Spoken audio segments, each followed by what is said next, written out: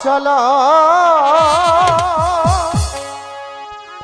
দুলাল ভাই রে বাবা বাবা স্কুলে পড়িতে যাব না টাঙ্গাইল সখীপুর কালিয়া বাজার অফিস বন্দুক কিলা নকল হতে সাবধান। আয় চলো চলো দুলাল ভাই রে স্কুলে পড়িতে বলছি তো দুলাল যাবে না, যেতে হয় তুমি যাও। মা তুমিও বুঝছো না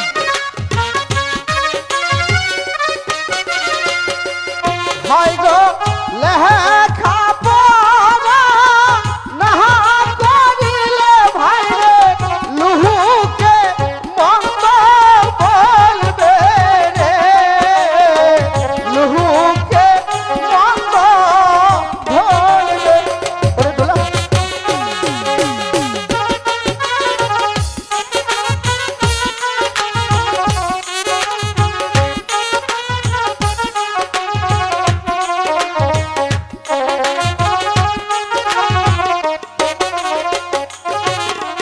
হাই যাব না যা বলা দাদা স্কুলে পড়িতে না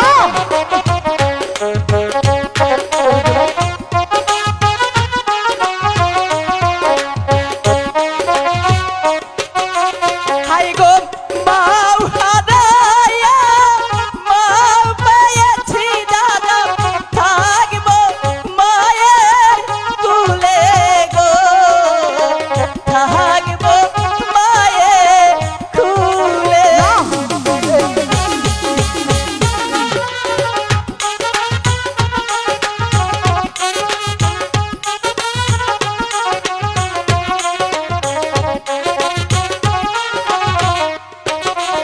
আয় লেখা পড়া অহমূল্য ধন জাহানে সর্বজনে করে দোলা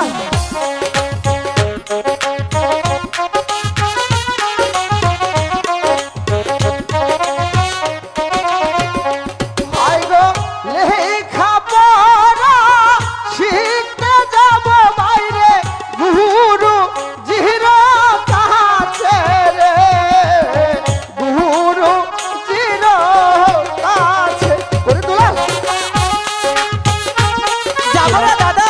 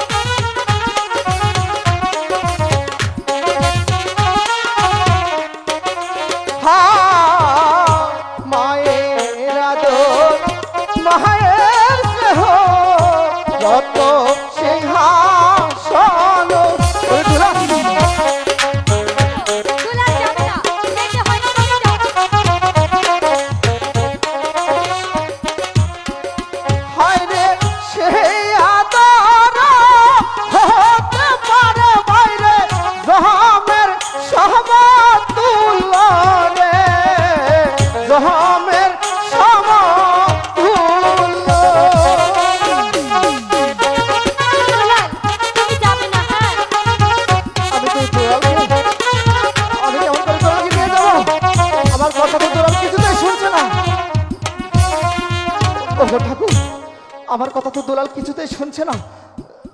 দুলাল, বলছি না যাবো না। মা তুমি একটিবার শুধু বুঝিয়ে বলো না, আমার সাথে যেতে অনুমতি দাও। না, আমি দুলালকে আমার কাছেই রাখবো। বুঝতে পেরেছি, মাও যখন আমার কথা শুনছে না, তাহলে অবশ্যই আমাকে অন্য কৌশল অবলম্বন করতে হবে। কি করি কি করি, পেয়েছি। এই তো সেই চাদর, যে চাদর আমাকে গুরুজি দিয়েছিল। এই চাদরের লোভ দেখিয়ে আমি আমার দুলালকে আমি স্কুল নিয়ে যাব। আচ্ছা দুলাল, বলো। তুই যাবি না? না, যাবো না দাদা। আচ্ছা ঠিক আছে, না গেলি। তবে এটা কি, এটা কি বলতো? ওটা চাদর এটা কে দিয়েছে? তোমাকে গুরুজি দিয়েছে, আমাকে তো দেয়নি। এটা কিন্তু তোর খুব পছন্দ, তাই না? পছন্দ হলে কি হবে, এটা তো আমাকে দেয়নি না। আমি তোকে দেব, নিবি? দিবে? হ্যাঁ, আমি তোকে দেব, নিবি? তোমাকে তো বিশ্বাস নাই, তুমি আরে- দিবে না। আমি তোর দাদা, তুই আমাকে একটিবার বিশ্বাস করতে পারছিস না? না না, তোমার চোখ বলছে তুমি আমাকে দিবে না। আমি সত্যি বলছি, তোকে দেব। দিবে? তুই আমার কাছে আয়। তাহলে তুমি ওদিকে দাঁড়াও। আমি দাঁড়াচ্ছি এখানে। এই দাদা জানো, হ্যাঁ। শোনো শোনো, আমি মার কাছে শুনে আসি, অনুমতিটা নিয়ে আসি। ঠিক আছে। মা, দাদা বলো। দাদা আমাকে চাদর দিবে, যাবো? যাবে, তবে দূর থেকে নেবে, কাছে যাবে না। ঠিক আছে। তুমি যাও। খালি একবার আসো, আমার কাছে আসো। এই দাদা, দোলা, এখানে দাঁড়া। গুরুজি যেভাবে আমাকে পড়িয়ে দিয়েছিল না, আমি তোকে সেইভাবে পড়িয়ে দেব। ঠিক আছে, দিবে তো না? হ্যাঁ। ঠিক আছে, যদি না দাও না। আচ্ছা তুই আমাকে একটি বারের জন্য এই বিশ্বাস- দাদা, তুমি মনে হয় আমাকে দিবে না। আচ্ছা ঠিক আছে, তোকে তোর লাগবে না। না না, লাগবে লাগবে, দাঁড়াও। তাহলে এখানে সোজা সোজা হয়ে দাঁড়া। গুরুজি যেভাবে পড়ে দিয়েছিল সেভাবে আমি পড়ে দেব। এই দাদা, আবার কি হলো? তোমার চোখ যখন কেমন জানি করছে। আরে আমি তোর দাদা, তোর জন্য আমি সব করতে পারি। এই সামান্য চাদর তোর জন্য আমি আমার জীবনটাও দিতে পারি। তোমাকে কেমন জানি লাগছে না। দিবে তো? আগে সত্যি বলো, তারপর। আরে আমি ওই সত্যি সত্যি সত্যি বলছি, তোকে দেবো। ঠিক আছে, তাহলে দাও। তুই গুরুজি, সোজা হয়ে। গুরুজি যেভাবে কি পড়িয়ে দিয়েছো সেভাবেই দিবে তো? সেভাবে আমি তোকে দেবো। ঠিক আছে, তাহলে দাও।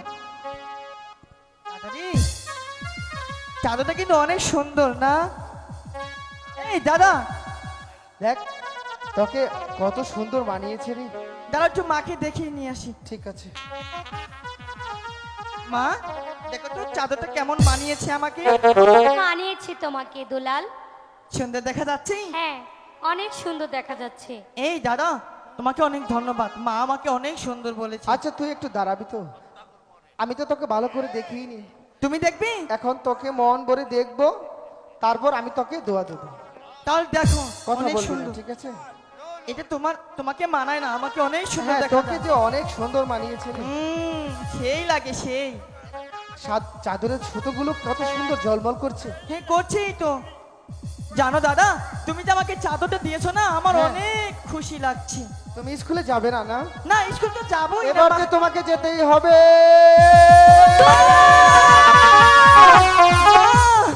আপন, আজকে যে কাজটা তুমি করেছো, তুমি অনেক বড় ভুল করেছো আপন। আমি মা হয়ে প্রাসাদে ঢুকেছিলাম, কিন্তু আজ থেকে তুমি আমাকে বিমাতা করে দিয়েছো। আর বিমাতার চক্রান্ত কি, তুমি তা হারে হারে টের পাবে।